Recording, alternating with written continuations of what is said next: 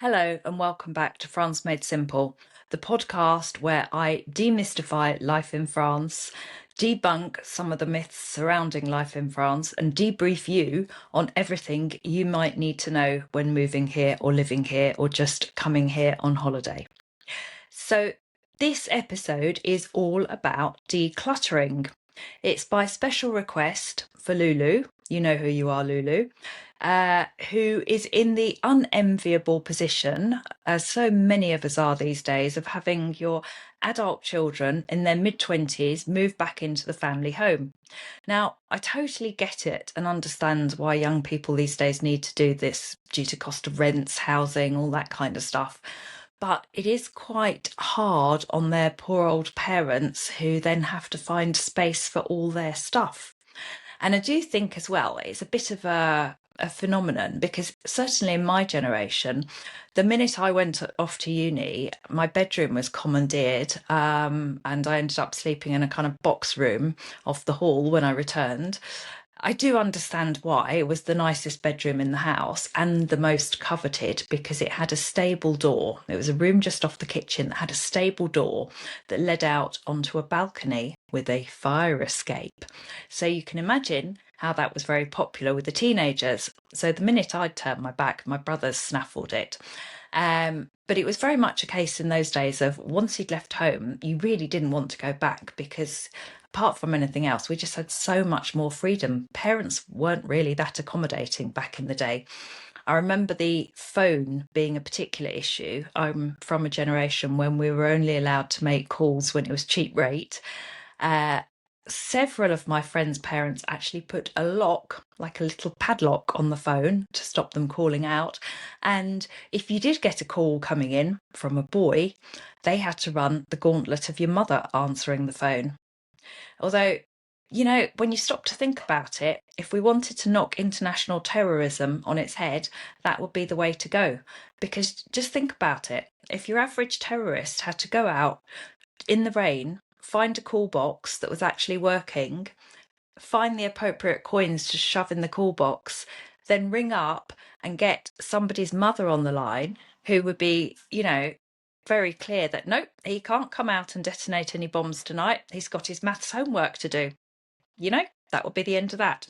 Anyway, I'm diverging here. We're back to decluttering. And when Lulu said, oh, please do an episode on decluttering, I thought actually that's a really good idea because decluttering is something that often figures largely in people's lives when they move to France. Now, obviously, if you've just bought a 40 square metre apartment in Nice, then maybe you won't have so much stuff to declutter. But then on the other hand, you've probably had to declutter before moving. And I'm not going to talk about that today because I have published a couple of episodes about moving to France. One, I think The Ultimate Guide to Moving, which proved very popular. And in that, I talk about sorting out stuff before you move here, what to bring, what not to bring. So we'll leave that aside for today and we'll focus on decluttering in France. So if you're new to French property, you might be thinking, why do we need to talk about decluttering? Well, it's because most French properties, most people buy it, the majority of properties that people buy in France are large rural properties that come with a selection of barns, outbuildings, attics, cellars, etc., etc. And in theory, when you sign on the day where you sign the acte de vente, the previous owners should have cleared out all their rubbish. The reality is usually very, very different. And there was one particular property we bought, which was a massive maison de maître, 400 square meters, with a huge, well, it had actually two attics. It was a first attic and then stairs to a second attic. It was that big. And the attic was just entirely full of cardboard boxes.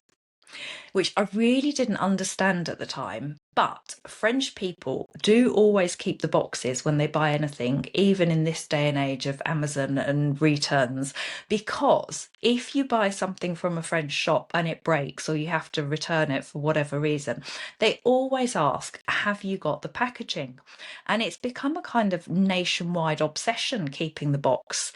Last week, my boyfriend bought a chainsaw and there is absolutely no reason to keep the packaging. And I went to throw it out and he said, oh, no, we'll keep that. And I looked at him like, why?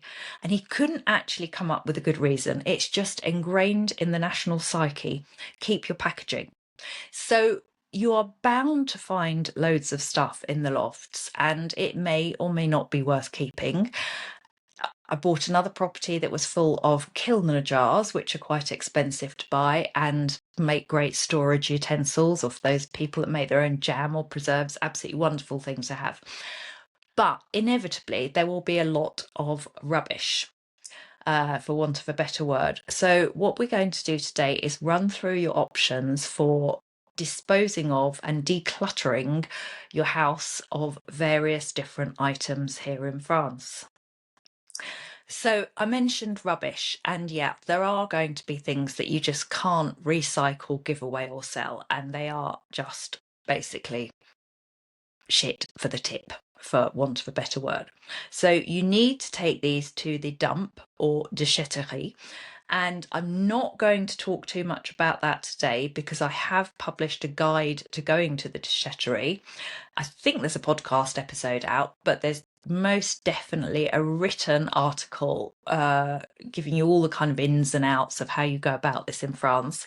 It's on the France Made Simple Buy Me a Coffee website, and if you pop over to Buy Me a Coffee, you can have a read of that for free.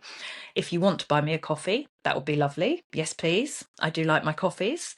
So yeah, all I'm going to say about the going to the dump today for, when you need to get rid of sort of building rubble, broken glass, that broken sofa with no springs in, broken down fridge, things like that, is always make sure you check the opening times before going, especially if you've got a lot of stuff and it's going to be a real pain in the ass to unload your car or trailer again, because you never know, it might be closed. A fermeture exceptionnelle will be tacked to the gate on a little piece of paper. So just be warned.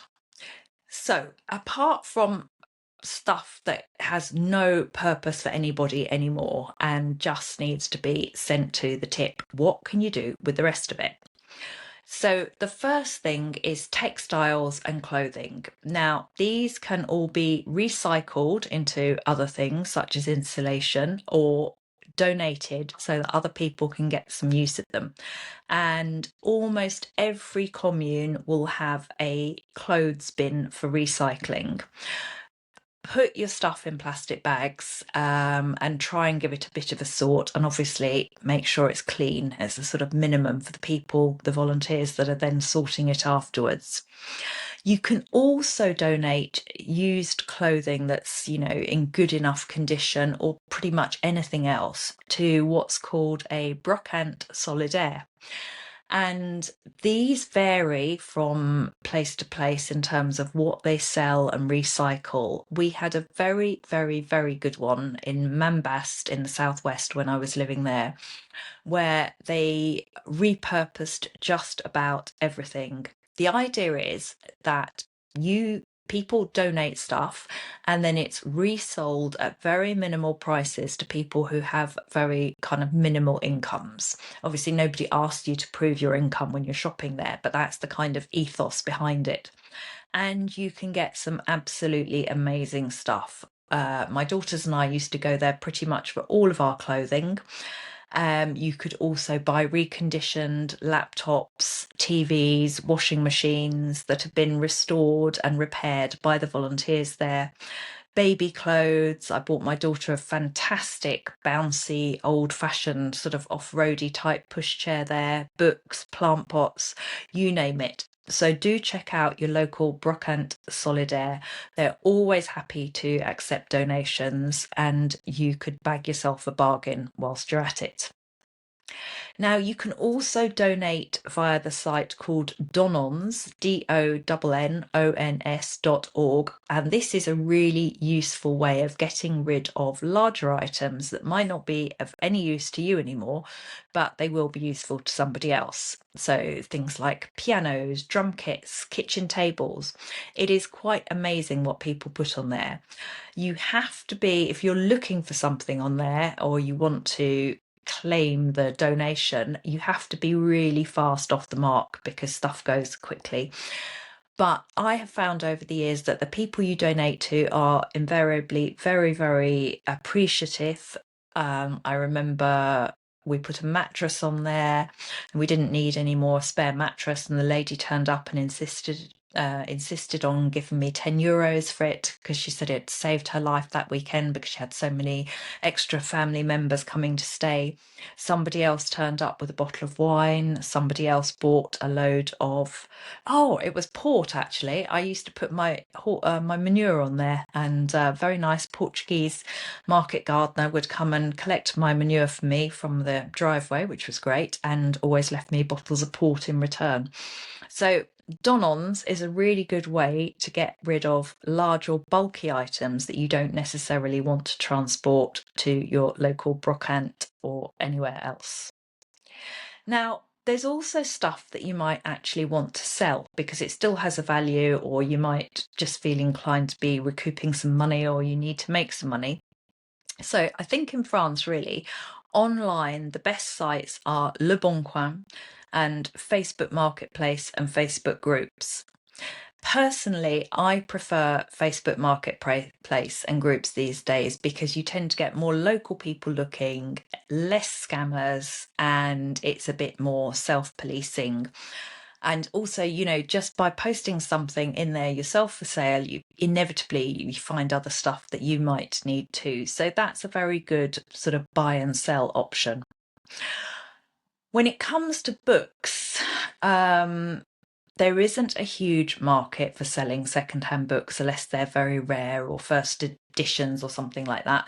Occasionally, secondhand bookshops will buy them, but in the majority of cases, they are happy to just accept them as donations and then resell them. Or you could also look for some of the book depositories that almost every village has.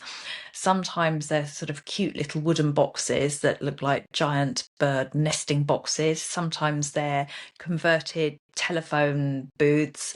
Ask around, there will be one not very far from you, and you can just drop in any of your unwanted books and also have a browse and help yourself to any books that are there that appeal. Sometimes you can get some really good stuff in there. A lot of it's kind of holiday books or airport books, but again, saves you buying them, and it's a great way to get rid and declutter yourself of all those kind of books that accumulate over the years. Now, you can also take your clothes to what's called a friperie, Friperie, and this is basically like a second-hand clothes shop. The kind of deal will vary. Sometimes they'll buy the lot, sometimes it will be on a sale or return basis, but that is another option. Again, ask around in your local area or have a look online and see what's close to you. Much the same principle applies to depot vente. Now, these used to be a really good way of picking up a bargain, especially when it came to furniture. I think that's increasingly less true. Prices do seem to have gone up a lot in the last few years, but there's still stuff to be found, and it's still a good way to sell stuff.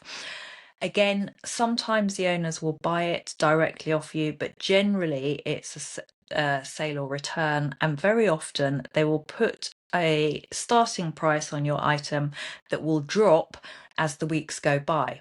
So this is something to be aware of. It works both ways. You might not get as much for whatever it is you're selling as you hoped, but equally, if you go in there and see something that you want and you think, oh, that's a bit expensive, I would like it, but only at X price rather than paying Y, pop back in a week or a couple of weeks. Obviously, it might have been sold, but you might get lucky and pick up a bargain. Now, the other way to sell stuff in vide greniers, which is a sort of fairly new development, but it's increasingly popular, is that you literally rent a unit within that depot vente, rather, not vide grenier, and you pay a ground rent and then you pay a percentage of anything you sell in there. Now, I've heard mixed reports of this. Some people say it works really well. Other people say they paid out for their rent and didn't really sell anything, or that the commission was too high. So I think it varies according to how popular the depot vente is, how many people in the area are visiting it. So you've got to think about the footfall and also the pricing system, because again, that varies from place to place. I think if you have probably a sort of fair amount of fairly desirable high value items, it might be worthwhile. But if it's just a load of old clothes and crockery, probably not so much. In which case, your next option is to do a vide grenier, which is basically like a car boot sale.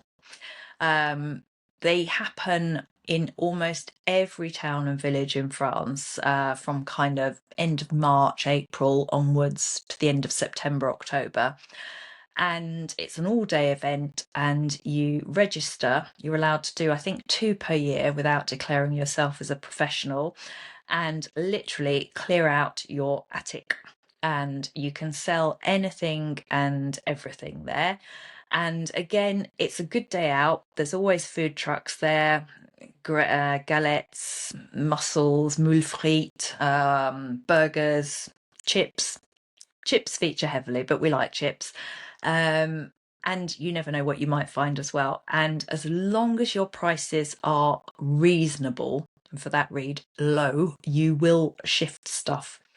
And there are different types of vide grenier as well. There's often what's called a vide poussette, which is stuff specifically for babies and children. So pushchairs, prams, cots, that kind of stuff.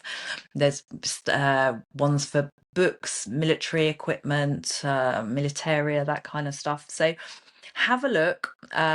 There's a good site called videgrenier.org. I'll put all the links in the show notes as usual, and see what's on in your local area and get ready to clear some stuff out. Now, you can also do what's called a vide maison, which is basically a yard sale, and you will need to get permission from your local town hall or mairie to do this. And it's a good way to shift a lot of stuff if you are able to really make sure it's well publicized. So again, get it on the Vide Grenier website. That also includes house clearances, Vide Maison. And make sure you put lots of posters up and you do a lot of PR in the local area. And ideally, do it when there is already a vide grenier going on in your village. That way, there'll already be lots of people coming to the vide grenier, and you just need to put up some signs saying vide maison this way. And again, be reasonable on your pricing. Now, the last couple of options are slightly different. One is sending stuff to auction. Now, most towns have an auction house, and these days, because auction houses have online presences, which means that there are applications and websites where you can bid on anything throughout the entirety of France, obviously you're more likely to buy a small painting and have it delivered to you 800 miles away than you are to buy a grand piano. But if you are searching for a specific grand piano, then that might be your only option. So these days, auctions are a really great way to expose your whatever you're selling, your wares, to a huge audience. And they will auction off just about anything and everything. There are usually specific auctions for, art, jewellery, furniture, collectibles, whatever, household equipment, catering equipment. There will be an auction with a category for whatever it is that you have to sell. So that is another very good option to explore, I think. And last but not least, we come to house clearance companies. Now, I do have to say here that it's a case of buyer or seller beware, because whilst they inevitably advertise that they will come and clear your house or your attic or your barn free of charge and buy your old tat, in my experience, I've inevitably found that they come and say that actually, if they take X, Y, and Z, they will only be able to recoup A, B, and C, so it won't be worth their while, so they will charge you D, E, F, or whatever. So you may well end up paying more for stuff to be taken away than its actual, than its actual value. And in that case, I would think long and hard about either trying to sell it yourself or whacking it on Donons or phoning your local Brocante, Solidaire or branch of Emmaus, which is a nationwide charity, and asking them to come and collect the stuff. Now, occasionally, all of that may not be feasible. Perhaps you don't have the time scale to tidy, sort, clear out, triage the attic or the barn or whatever, and you just need the whole lot gone. And in which case, a house clearance service can be a very useful option. But just beware that you might end up paying quite a significant amount for this service. So make sure you check out the terms and conditions and know exactly what's included and what isn't included before you sign on the dotted line. I think that's about it. I don't think I've forgotten anything. If I have, please let me know and I can add it into another episode.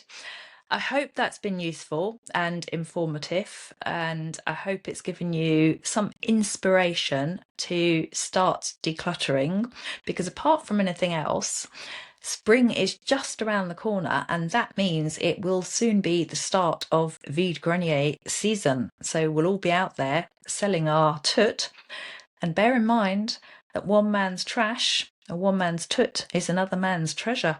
So you might even be able to make enough at the vide grenier to go out for a few extremely nice dinners or lunches. Anyway, thank you very much for listening. Thank you as always to our fabulous sponsors, Fab French Insurance, and I will see you next time. Bye bye.